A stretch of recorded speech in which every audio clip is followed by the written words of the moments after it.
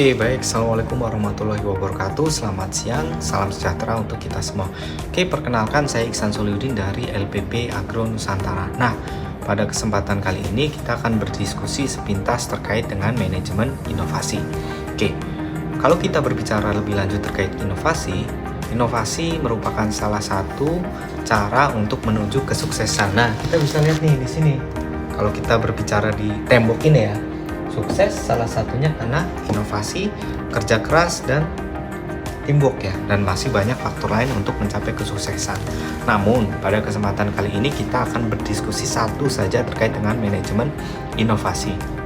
Nah, kalau kita berbicara lebih lanjut terkait dengan inovasi ini merupakan tanggung jawab ya, tanggung jawab bersama baik anggotanya maupun pemimpin di sebuah organisasi tersebut. Nah, setiap anggota maupun komponen-komponen organisasi ini perlu menyadari bahwa inovasi itu penting. Kenapa? Supaya tentunya organisasi tersebut dapat mencapai tujuan bersama dan tentunya menciptakan hal-hal yang hebat. Nah, kenapa sih kita harus melakukan manajemen inovasi? Yang pertama ya tentunya supaya kita mampu berpikir kreatif dan mengeksplorasi ide-ide baru. Kenapa sih kita perlu ide-ide baru? Karena tentunya di era-era sekarang ini persaingan kita bukan persaingan tentang hasil, namun terkait dengan bagaimana proses-proses itu bisa dilakukan dengan baik dan tentunya dengan cara-cara yang hebat. Nah, itulah mengapa kita perlu mengeksplorasi ide-ide baru. Dan yang kedua adalah mengelola gagasan serta mengelola karya kreatif. Dan selain itu, tujuan manajemen inovasi yang lain yaitu kita dapat melakukan perubahan untuk menghasilkan ide-ide yang baru dan mendapatkan nilai tambah. Nah, kalau kita berbicara terkait dengan manajemen inovasi, Albert Einstein pernah mengatakan bahwasanya kreativitas dapat menular ya, seperti itu. Nah, kalau kita berbicara lebih lanjut ya, kreativitas itu memang dapat menular ya. Ketika kita bergaul, berkomunikasi dengan orang kreatif, maka kita akan seperti teremulsi atau kita seperti termotivasi. Kenapa orang tersebut bisa kreatif? Nah, ini tentunya membuktikan bahwasannya kreativitas itu menular dan memicu semangat kita untuk melakukan kreativitas. Nah, selain itu Steve Jobs juga pernah mengatakan bahwasanya kreativitas itu dapat menghubungkan dapat terhubung dari berbagai hal, yang artinya memang ketika kita berbicara terkait ide yang satu dengan ide yang lain atau ide-ide yang lain, kita bisa kombinasikan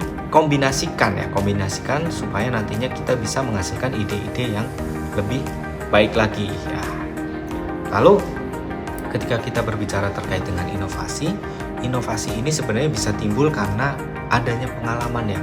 Mana mungkin orang yang berpuluh-puluh tahun kerja di kebun dapat menyelesaikan permasalahan di pabrik ya. Nah, ini terkadang kan kita perlu pengalaman terlebih dahulu, mungkin pengalaman yang cukup lama supaya kita dapat memecahkan masalah di bidang tersebut ya.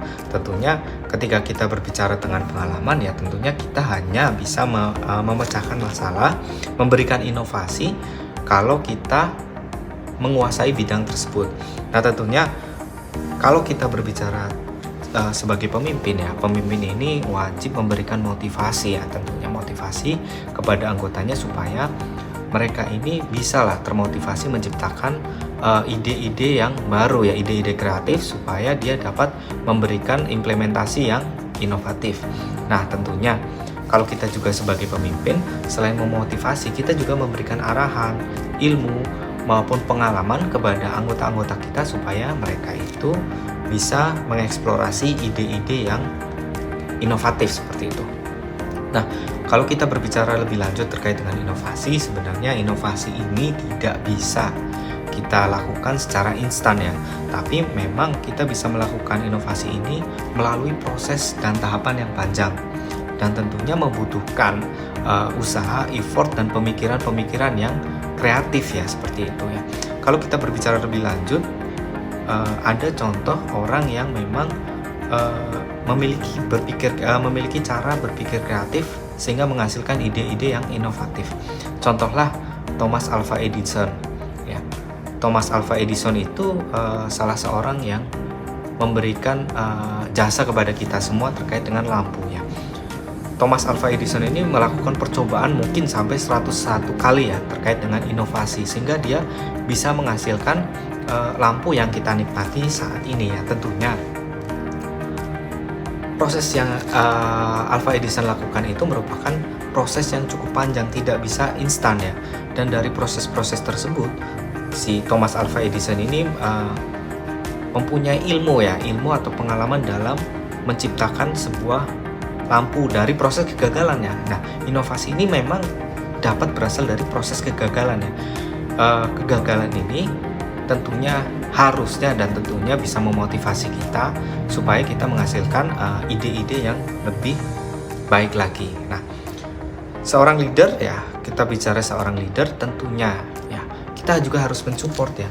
Mana mungkin seorang itu bisa berinovasi atau menghasilkan inovasi kalau kita tidak mensupport ya. Support itu bisa dari finansial maupun motivasi maupun arahan. Nah, ini tentunya perlu diterapkan atau perlu dibutuhkan oleh seorang leader ya, supaya nantinya inovasi ini bisa dijalankan, inovasi ini bisa tumbuh, berkembang dan kita pupuk ya di sebuah organisasi tersebut.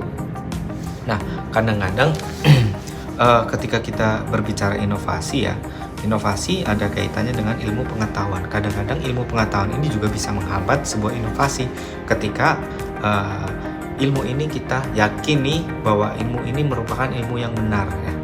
Nah, oleh sebab itu sebagai seorang inovator kita juga perlu yang namanya berpikir out of the box ya, yang artinya memang kita perlu berpikir sesuatu yang berbeda atau pandangan yang berbeda dari orang lain.